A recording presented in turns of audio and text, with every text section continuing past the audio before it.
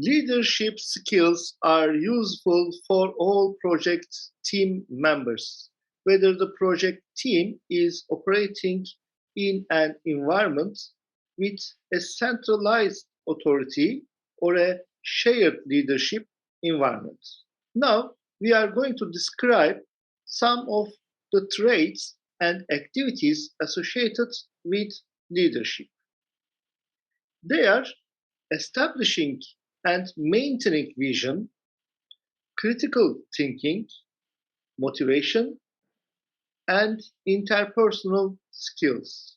Let's start with establishing and maintaining vision. Okay, every project has a purpose.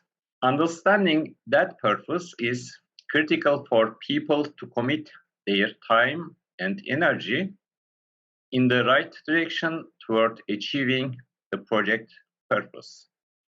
The project vision summarizes the project's purpose clearly and succinctly. It describes a realistic, attractive view of the future project outcomes. In addition to briefly describing the desired future state, the vision is a powerful motivational tool. It is a way to create passion and meaning for a project's envisioned goal. A common vision helps keep people pulling in the same direction. When immersed in the details of everyday work, a clear understanding of the end goal can help guide local decisions toward the desired project outcome. The vision should be developed collaboratively between project team members and key stakeholders. What kind of information should it contain? It should answer the questions like, what is the project purpose? What defines successful project work? How will the future be better when the project outcomes are delivered? How will the project team know that it is drifting from the vision? A good vision is clear, concise, and actionable. It summarizes the project with a powerful phrase or short description, describes the best achievable outcome, creates a common, cohesive picture in project team members' minds, and inspires passion for the outcome. Let's continue with critical thinking. Throughout the various project performance domains, there is a need to recognize bias, identify the root cause of problems, and consider challenging issues such as ambiguity, complexity, and so forth. Critical thinking helps to accomplish these activities. Critical thinking includes disciplined, rational, logical, evidence-based thinking. It requires an open mind and the ability to analyze objectively. Critical thinking, especially when applied to discovery, can include conceptual imagination, insight, and intuition. It can also include reflective thinking and metacognition. Metacognition is thinking about thinking and being aware of one's awareness. Can you give us some information about the application of critical thinking? Sure, project team members apply critical thinking to various things such as research and gather unbiased, well-balanced information, recognize, analyze, and resolve problems, identify bias, unstated assumptions and values, discern the use of language and the influence on oneself and others, analyze data and evidence to evaluate arguments and perspectives, observe events to identify patterns and relationships, apply inductive, deductive, and abductive reasoning appropriately, and identify and articulate false premises, false analogy, emotional appeals, and other faulty logic. Okay, our next topic is motivation. Motivating project team members has two aspects. The first is understanding what motivates project team members to perform, and the second is working with project team members in such a way that they remain committed to the project and its outcomes. Motivation to perform can be intrinsic or extrinsic. Intrinsic motivation comes from inside the individual or is associated with the work. It is associated with finding pleasure in the work itself rather than focusing on rewards. Extrinsic motivation is performing work because of external reward, such as a bonus. Much of the work done on projects is aligned with intrinsic motivation. Can you give us examples for intrinsic motivation? There are lots of examples, such as achievement, challenge, belief in the work, making a difference, self-direction and autonomy, responsibility, personal growth, relatedness, and being part of a project team. Most people have a dominant motivator. Is it right?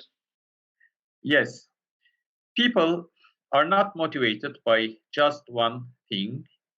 However, most people have a dominant motivator. To effectively motivate project team members, it is helpful to know each member's dominant motivator. For example, a project team member who is motivated by a challenge will respond well to stretch goals and problems to solve.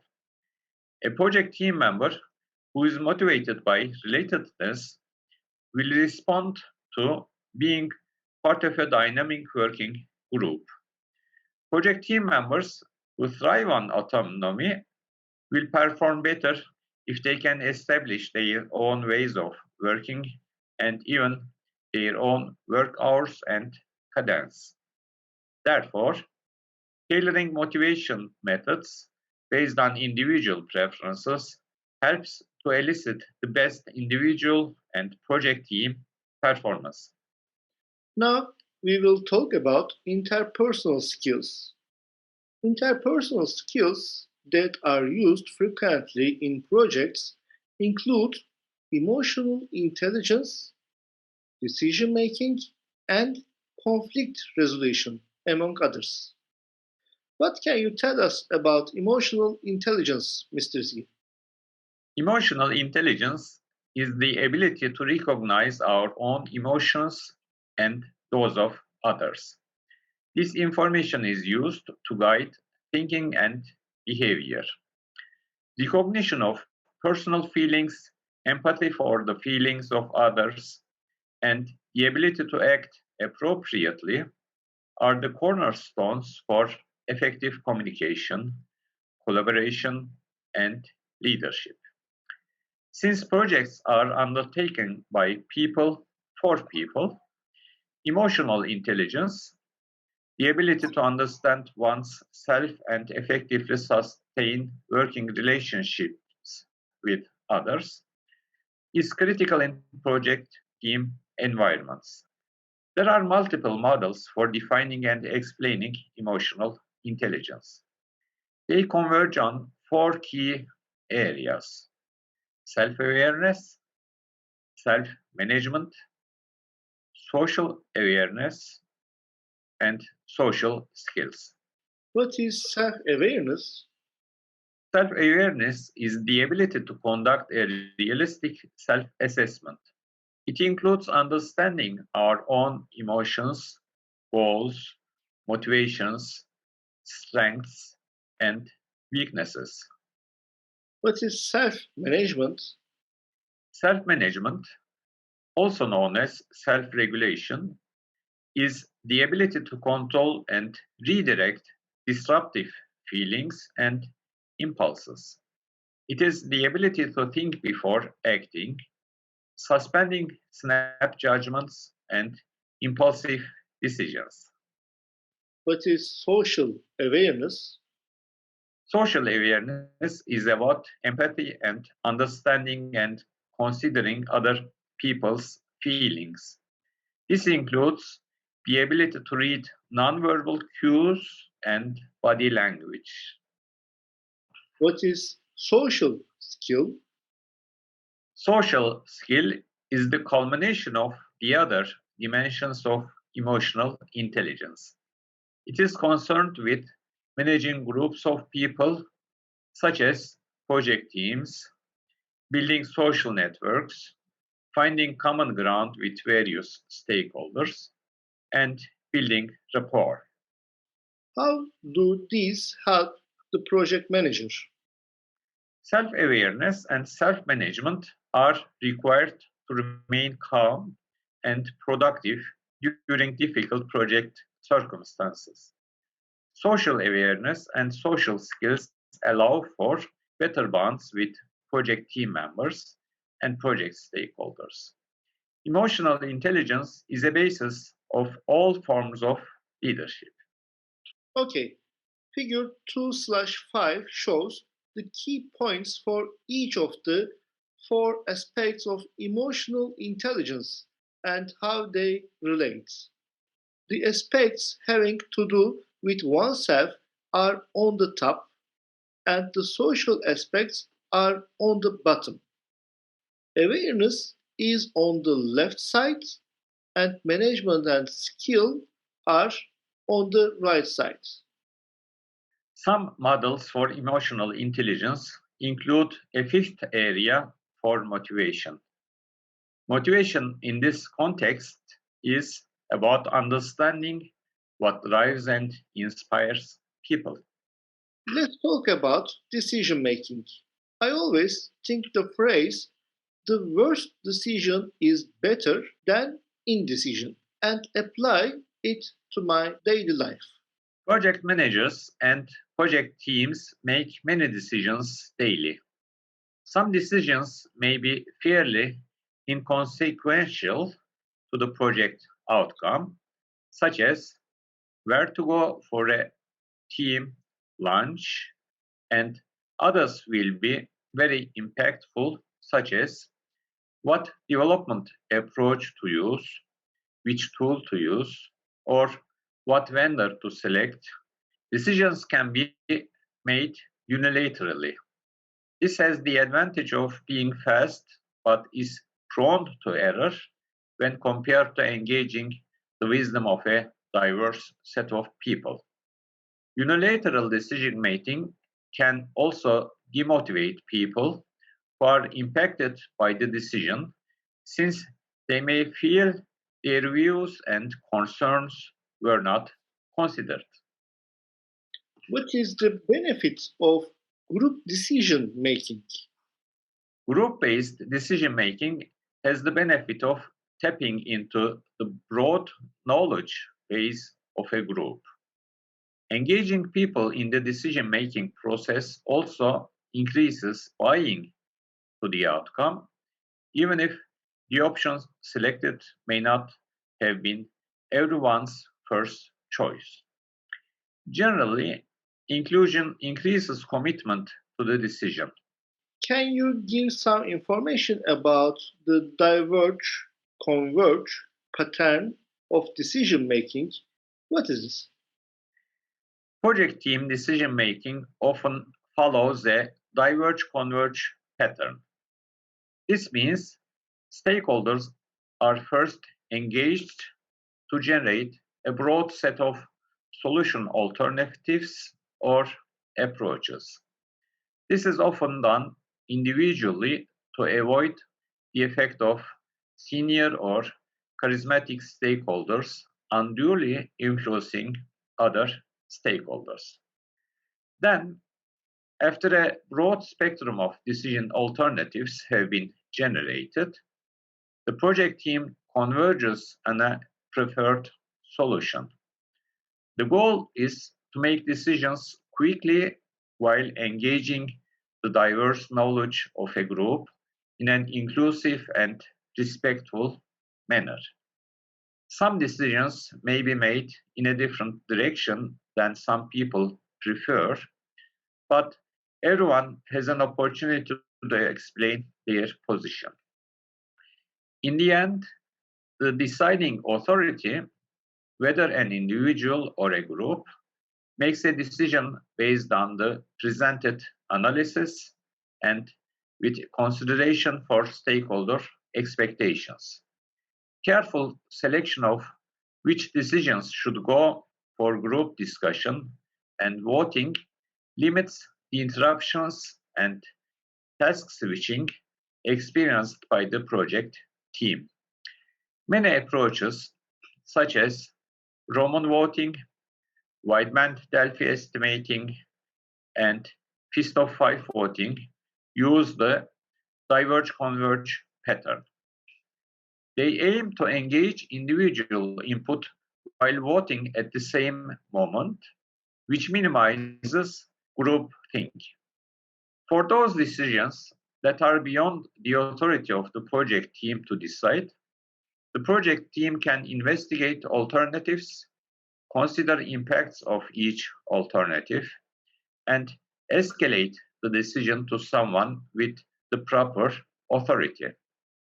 This process aligns with the philosophy of "don't bring me problems, bring me solutions," while remaining aligned with organizational governance regarding decision-making authority.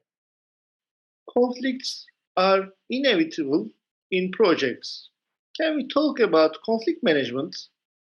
Sure, projects operate in dynamic environments and face many mutually exclusive constraints, including budget, scope, schedule, and quality, which can lead to conflicts. It is not uncommon to want to avoid conflict, but not all conflict is negative. How conflict is handled can either lead to more conflict or to better decision making and stronger solutions. Addressing conflict before it escalates beyond useful debate leads to better outcomes. What are the approaches? The first one is keep communications open and respectful. Because conflict can cause anxiety, it is important to keep a safe environment to explore the source of the conflict. Without a safe environment, people stop communicating. Make sure words, tone of voice, and body language remain non-threatening. The second one is focus on the issues, not the people. Conflict is based on people perceiving situations differently. It should not be personal. The focus is on resolving the situation, not casting blame. The third one is focus on the present and future, not the past. Stay focused on the current situation, not past situations. If something similar happened previously, bringing up the past will not resolve the current situation. In fact, it can serve to intensify the current situation even more. The last one is search for alternatives together. Damage incurred from conflict can be repaired by looking for resolutions and alternatives together. It can also create more constructive relationships. This moves the conflict into more of a problem-solving space where people can work together to generate creative alternatives. In a later video, we will cover the models for addressing and resolving conflict. As with all aspects of projects, leadership styles are also tailored to meet the needs of the project, the environment, and the stakeholders. Let's move on the variables that influence tailoring of leadership styles. And the first one is the experience with the type of project. Organizations and project teams with experience on a specific type of project may be more self-managing and require less leadership.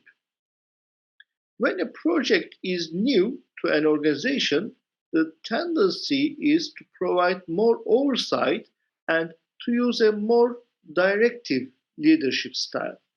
The second one is maturity of the project team members. Project team members who are mature in the technical field may need less oversight and direction than project team members who are new to the organization, the team, or the technical specialty. The third one is organizational governance structure. Projects operate within a larger organizational system. There may be the expectation that the organizational leadership style of top management is recognized and reflected in the team's leadership. The organizational structure influences the degree to which authority and accountability are centralized or distributed. The fourth and the last one we want to mention is distributed project teams. A global project workforce is more common today than in the past. In spite of the best efforts to connect people virtually, it can be challenging to create the same level of collaboration and relatedness that is achieved when working face to face. To minimize the pitfalls of distributed project teams, technology can be used to increase and improve communication. Can we hear some examples, Mr. Izgi? Sure. Some examples are ensure there are collaboration sites for working together. Have a project team site to keep all relevant project and project team information available. Use audio and video capabilities for meetings. Use technology to maintain ongoing contact, such as messaging and texting. Build in time to get to know remote project team members. Have at least one face-to-face meeting to establish relationship.